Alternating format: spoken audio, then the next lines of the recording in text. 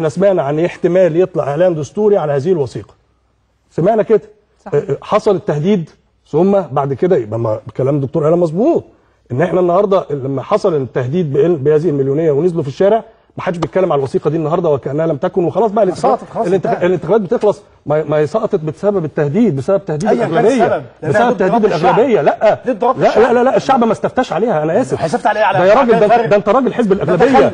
لا لا لا لا لا لا لا هذه الوثيقه نوع من التخلف. لا لا لا ده انت راجل يعني لو سمحت يا فندم الالفاظ. لا لا لا الالفاظ، انا بتحفظ على لفظ متخلف. انا بتحفظ على لفظ متخلف. انت راجل هتبقى عندك الاغلبيه، بتكلم لازم تحترم الاقليه. انا بتكلم ده طرح في منتهى التخلف، لانه مناقض دوله القانون. يا دكتور احمد، ارجوك، انا بتحفظ على كلمه تخلف، وانا متمسك باللفظ. تمام، اللفظ ده فيه اهانه لمن وضع الوثيقه وشايفنا الان، وانا متمسك بهذا اللفظ، متمسك بيه. سياده المستشار بقى اسمح لي، انا معلش انا عايز انا اسف، ولكن انا متحفظه انا كمان على هذا اللفظ، لانه لا اسمح ان شخص يكون جلس ووضع هذه الوثيقه او وافق عليها انه يوصف بهذا انا حينما ياتي شيء على خلاف مبدا سياده الشعب ممكن نختلف بدون ان ليس شيء الا تخلفا. ليه؟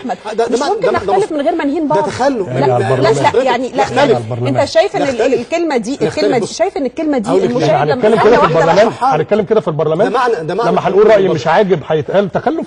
هنقعد في البرلمان نتكلم بالطريقه دي؟ ده مش راي. لا ده راي و60 راي كمان. طيب انا بس عايزه موقف بيعودنا الى عهود ما قبل تخلف. ثانيه واحده، انا هحكي لك يا دكتوره هنا. لا لا ما تعلمنيش سيادتك بقى ايه التخلف. انا هحكي لك يا دكتوره هنا. انت بتشتمني وانا قاعد، يعني معنى ان انا لا انا مؤيد الوثيقه.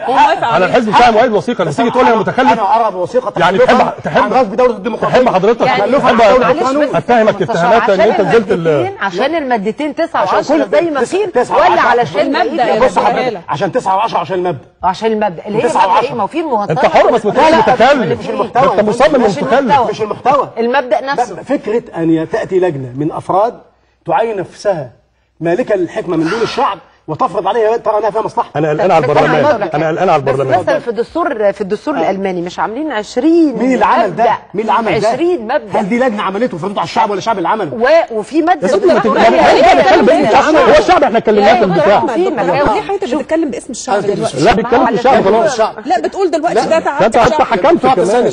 بتقول ده مين اللي عمل؟ بتقول الدستور الالماني ده الذي عمل هذا في الدستور. الشعب الالماني مش عدى على ما عينوش لجنه حكماء تحط مبادئ وتقول الشعب ده غصب عنك هتدافع على ده وده مفروض عليك. ما حدش قال غصب عنك، ما حدش قال غصب عنك، انت اللي قلت تخلف، احنا ما قلناش غصب عنك. لا ما هو في المانيا او في الدول الاوروبيه عموما ما كانش في هذا الاستقطاب الحاد بين مثلا دينيه مع خلينا بين قوسين اسلاميه وقوى ليبراليه خارج هذا الاطار. فاحنا ما عندناش ارضيه مشتركه، انما عندهم بره كان في ارضيه مشتركه. كل عمليه التحول الديمقراطي كان فيها ارضيه مشتركه. انا بس عايزه اتفق مع الدكتور، انا معاك حاجه، انا مش في حياتي وكمواطنه رحت بصوتي. هذه الانتخابات لم يكن فيها برامج سياسيه على الاطلاق.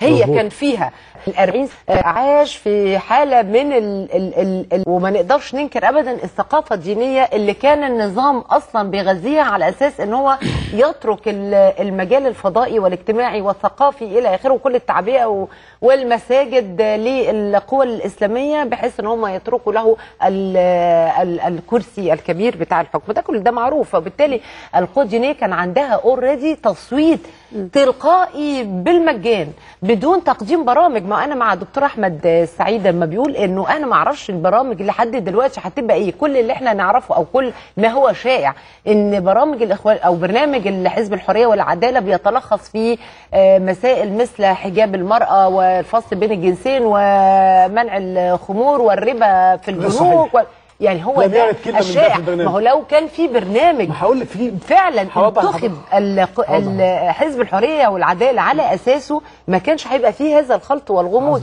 وايضا كانت بتستخدم دعايه مضاده بالنسبه للكتله المصريه اللي صوتوا الكتله المصريه صوتوا لان هم خايفين من الحكم الاسلامي. وايضا الدعايه المضاده اللي استخدمت ضد الكتله المصريه كان فيها كلام ديني. بقت المساله طائفيه. لا ده في برامج في قنوات دينيه كان فيها اتهامات بالكفر اتهامات بالفجر واتهامات بالفسوق وكلام يعني كتير. اتفضل يا دكتور احمد تعقيبا. انا بس عايزه اقول لكم ان معانا دقيقتين، فارجوك بس نسمح لمساحه لكلماتها كتير. ارد على كل طب هقول لك كلمه واحده ترد عليها كل واحد لازم يقول كلمه. لا عشان انت قلت حاجه مهمه على مش هرد على كل الخيل ده. لا انا بقول خليك، انا عايز ارد على كل ده الاول قبل كلمه قبل التعقيب ارد الاول. ده هتقول لك حاجه تكملها في الرد. اتفضل يا دكتور اتفضل كمل. اولا اذا كان الكتله ما عندهاش برنامج، الاخوان عندهم برنامج لا ما قلتش ما عندناش برنامج، ونزل الشعب المصري ونزل وانا هقطعك بقى في الحته دي عشان ده كلام مغلوط. واحنا عملنا في كل ده 74 احنا عندنا برنامج عرضنا فيه برامجنا بالكامل على الشعب المصري وتواصلنا معاه، والشعب صوت لبرامج ولا مصوت اشخاص ولا افراد. اكمل حضرتك بس ليه الكتله ما عندهاش برنامج؟ ليه الكتله ما عندهاش برنامج؟ انا قلت احنا عندنا برنامج. هو قال البرامج ليه عايز تقلبها بالطريقه دي؟ احنا عرضنا ليه عايزين نقلبها بالطريقه دي؟ مش مشكلتي يا فندم احنا داخلين برلمان نتكلم سوا. بلاش هرد. لا ما ينفعش ان انت تبتدي. انا هجي لك دكتور احمد سعيد، هجي لك ورد زي ما انت عايز. لا انا قلت احنا عندنا برنامج والشعب ما سمعش البرامج. لا احنا سمعنا الشعب. لا ما سمعش. انت حر بقى. لا ما سمعش. الشعب سمع برامجنا وصوت لبرنامجنا المفصل. كل ما كنت دكتور هل لا علاقه لبرنامجنا بيه، ليس فيه كلمه واحده ببرنامجنا دكتور هل لم تقرا البرنامج ولم تتصل بعلمها به، فانا ان شاء الله هديها نسخه منه قبل ما امشي.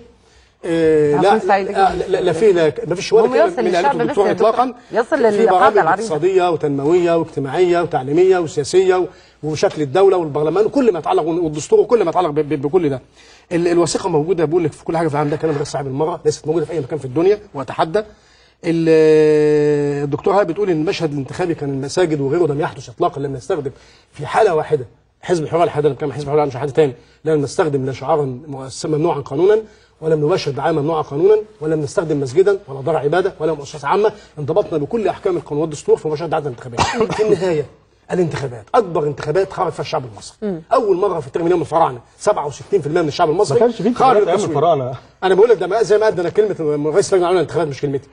وبالتالي يجب ان تحترم اراده الشعب. يجب ان نقف عن استخفاف الشعب المصري والاستخفاف بارادته، وان نختاره مش راشد، وانه ما كانش بصوت على برنامج او غيره.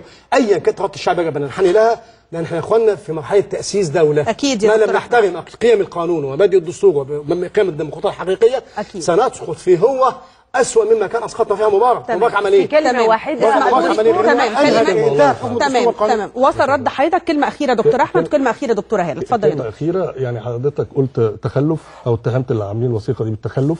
ارجو يعني في ثقافه الاعتذار ما فيهاش اي حاجه دي تنقصنا، لان الكلمه دي شديده جدا، لان الناس اللي عملوها محترمين والناس اللي ايدوها ناس محترمين، واحنا داخلين برلمان عشان نشتغل سوا وعشان نبني البلد دي سوا، بصرف النظر بقى عن برنامجك او برنامجي. في الاخر الشعب المصري عايز برنامج واحد وعايز نهضه واحده، فبالتالي لازم نتعامل باسلوب احسن من كده من غير ما نتهم بعض. حضرتك مش من حقي اتعقب على اسلوبي ولا على طريقتي، ده مش حق اطلاقا. ده اسلوب انا متمسك بيه وبعرضه وبقول ان الدعوه لفرض اراده فوق اراده الشعب والله ليه مش من حقه يعقب يا دكتور احمد؟ ليه مش من حقه يعقب براحته لكن لا يقيم؟ طب ما هو كان بيؤيد وثيقه، هو كان بيؤيد وثيقه حضرتك قلت عليها تخلف. الكلمه دي كلمه تخلف. انما اقول حينما يدعو فصيل الى ان نعود الى ما قبل دوله القانون، نعود لعهود العصور الوسطى، الى ما قبل، الى حينما يكون الملك ورئيس معصوم لا يخطئ. حضرتك رافض التعقيب ان هو لا مش لا يعقب براحته. لا ما انت قلت له مش لا يحكم، لا يحكم على ده. لا انت قلت له مش لا انا قلت مش يقيم. لا قلت تعقيب. لا نرجع الشريط.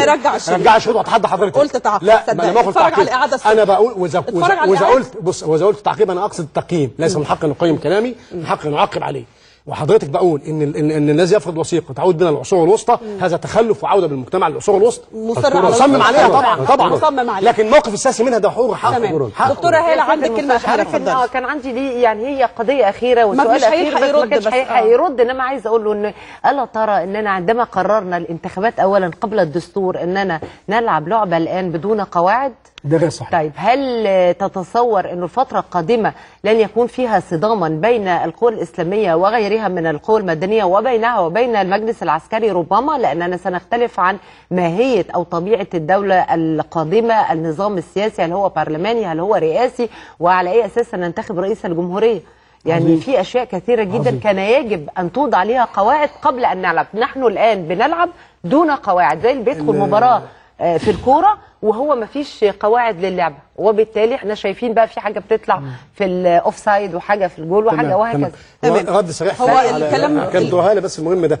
اولا الانتخابات اولا لكي ياتي الدستور ان كانت اللجان بيعينها قبل كده الملك والرئيس ومجلس خط الثوره، فاردنا ان يعين الشعب. بنتكلم على الدستور ما هو حضرتك كان دكتور فبالتالي فيعين الشعب افضل من يعين فرد، يعين مجلس الشعب افضل من يعين رئيس الجمهوريه، وبالتالي مجلس الشعب لا علاقه له بالدستور لن يكتب فيه حرف ولا كلمه. دكتور احمد سيضع الشعب وبالتالي القواعد واضحه. بص القواعد واضحه.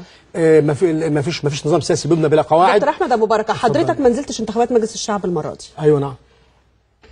تعتقد انه من يمثلون جماعه الاخوان المسلمين اذا اختلف معهم الاخرون في المجلس من الممكن يقولوا لهم ده تخلف؟ حضرتك ارجعي لبرلمان 15 اللي انا كنت عضو فيه. انا بسال حضرتك. وانا بسال حضرتك بجاوب على حضرتك. لا انا بسال انا بجاوب هذه الطريقه في الحوار الحقيقه. انا بجاوب انا شخصيا مضايقاني، انا شخصيا مضايقاني هذه الطريقه في الحوار، واعتقد انه يمكن ده السبب اللي مش عاجبه الاخوان يمشي لا ما حدش فينا ماشي، واللي مش عاجبه ان احنا ما يعجبناش يمشي. ده غير صحيح، ده مش صحيح. لكن لم ياخذ المرشد السابق هذا الكلام. ما قالش الكلام اللي اتنشر عليه كان كذب اطلاقا، كان غلط، ما قالوش طبعا. طيب خليني برضو ارجع واقول لحضرتك انه يمكن هذه الطريقه في الحوار ان احنا نقول ان من يختلف معي. ما قلتش كده. امال قلت ايه؟ قلت ان التفكير باسلوب اعاده المجتمع لما قبل العصور الوسطى تخلف. ما انت اعتبرت انه الوثيقه دي اعاده المجتمع وبالتالي هي تخلف. لا غيرك مش معتبر كده. حقه. طب ما تقول، بس حقه انك ما تقولش عليه تخلف. لا ما قلتش عليه هو، انا قلت على هذا المنهج في التفكير تخلف يعود علينا. هذا الاسلوب في الحوار يمكن هو اللي كان بيخلي الفتره. خليني طب اكمل جملتي يا دكتور احمد. انت سالتني سؤال. لا انا ما كملتوش، انت قطعني قبل ما اكمل. سؤالك واضح جدا. لا ده منهجكم في الرد. بعد كده هقول لك ارجعي البرلمان 15 في المضابط وشوفي كان اسلوب الحوار شكله ايه. احب اكمله بعد. ونحن منضبطين في حوارنا ولا نقول كلمه بلا معناها ونقصد معناها. مش شايف انه حوار الاخوان المسلمين بعد الثوره فيه كثير من الاستقواء والاستعلاء، وبالتالي بيجعل من لا ينتمي لهذه الجماعه او لفكرها يشعر بالخوف من وصولكم للأغلبية ووصولكم للحكم بعد ذلك؟ نجيب حضرتك أولا أسلوبنا أسلوب في غاية التواضع، أسلوب يحترم الشعب المصري ويرفعه إلى فوق رؤوس الجميع ويحترم إرادته وخياراته أيا كانت، سواء كانت ضد الإخوان أو مع الإخوان. الإخوان انفتحوا على كل التيارات ودعوا كل التيارات لبناء إجماع وطني منذ اللحظة الأولى من 11 فبراير مش من النهارده، وأنشأوا التحالف الديمقراطي من أجل مصر فيه 9 أحزاب ليبرالية غير الإخوان، ولا زالوا يمدون. وأنا بقول لك الدستور المصري كله في كل مفرداته لا خلاف عليه، لا بين الكتله المصريه بكل احزاب، ولا بين الحريه والعداله، ولا بين التحالف الديمقراطي، ولا بين الوفد، ولا بين اي حد. موضوعات الدستور محل اتفاق بين الكل في مبادئها واحكامها وقواعدها. انا بشكرك جدا دكتور احمد ابو بركه، المستشار القانوني لحزب الحريه والعداله، دكتوره هاله مصطفى رئيس تحرير مجله الديمقراطيه، دكتور احمد سعيد عضو مجلس الشعب وعضو المجلس الرئاسي بحزب المصريين الاحرار. شكرا لحضراتكم. اترك الحكم على هذه الفقره للمشاهدين، واتمنى الا اسمع لفظ تخلف لمن يختلف مع لاي فريق بيختلف مع فريق اخر داخل البرلمان. وارجو الا اسمع لفظ تخلف داخل البرلمان مهما اختلفنا مع بعض. يجب ان توصف الاوصاف المعاني. هو اللفظ في حد ذاته، اللفظ في حد ذاته صادم ايا كان. حينما انتج نظام ينتمي للعصور الوسطى تسميه ايه؟ تمام ايا كان. هو اللفظ كان ممكن ان يختار بطريقه لا ليس له تعبير الى هذا، ده التعبير الضيق عنه. اتمنى الا اسمع لفظ متخلف او تخلف لمن يختلف مع الاخر داخل البرلمان او في الحياه السياسيه المصريه. بعد الفاصل استمر.